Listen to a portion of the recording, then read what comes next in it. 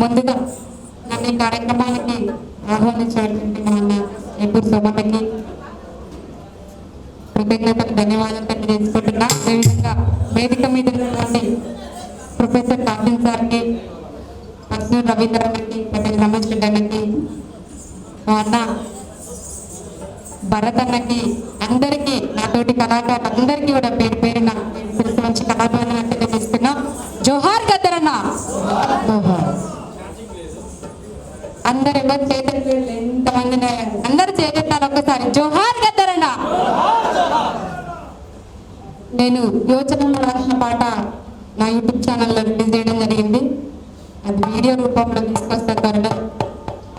నిద్రపోయిన లోకాన్ని గద్దారన్న